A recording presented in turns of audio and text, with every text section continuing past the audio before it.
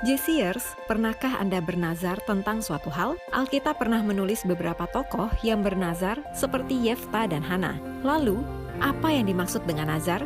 Bolehkah orang Kristen bernazar? Bagaimana dengan sumpah dan janji? Bolehkah orang Kristen melakukan hal tersebut? Saksikan fakta Alkitab berikut ini.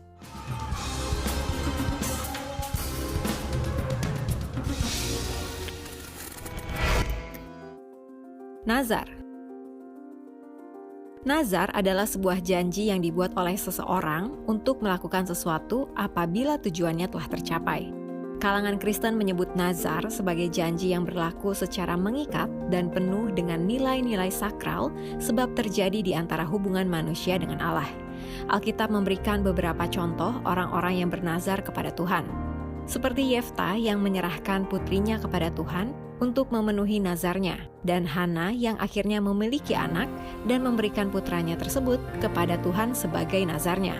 Dalam nazar, ada hal yang ditawarkan sebagai pengganti jika apa yang diminta dikabulkan. Alkitab juga menggambarkan apa yang harus dilakukan saat bernazar. Misalnya dalam Ulangan 23 ayat 23, menyebutkan bahwa nazar adalah sesuatu yang dilakukan dengan sukarela kepada Tuhan. Teks lainnya dalam Imamat 7 ayat 6 dan Bilangan 15 ayat 3 menulis bahwa nazar selalu dikaitkan dengan korban sukarela. Hal ini menunjukkan bahwa ketika seseorang bernazar, maka dia tidak mendapat paksaan dari pihak manapun. Saat melakukan nazar, bisa juga terjadi tawar-menawar. Hal ini bisa dilihat dalam beberapa cerita Alkitab. Misalnya, cerita Yakub dalam Kejadian 28 ayat 20-22, Hana dalam 1 Samuel 1 ayat 11, dan Yefta dalam Hakim-Hakim 11 ayat 29-40. Nazar sebagai janji harus dipenuhi dan adalah dosa jika tidak memenuhinya.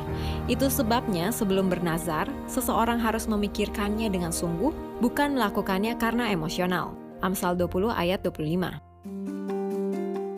Sumpah. Kata lain yang hampir menyerupai nazar ialah sumpah. Sumpah merupakan pernyataan secara resmi yang bersaksi di hadapan atau menyebutkan nama Tuhan sehingga dikokohkan kebenarannya. Sumpah diucapkan kepada Tuhan atau kepada sesuatu yang dianggap suci. Sementara janji merupakan ucapan yang menyatakan kesanggupan untuk berbuat sesuatu. Lalu apakah orang Kristen diperbolehkan untuk bersumpah? Umat Kristen memang dilarang untuk mengucapkan sumpah dalam segala hal apapun alasannya.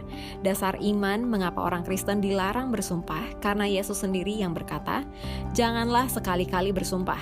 Yang secara utuh dapat dibaca dalam Injil Matius 5 ayat 33-37 dan hal serupa juga ditulis di Yakobus 5 ayat 12.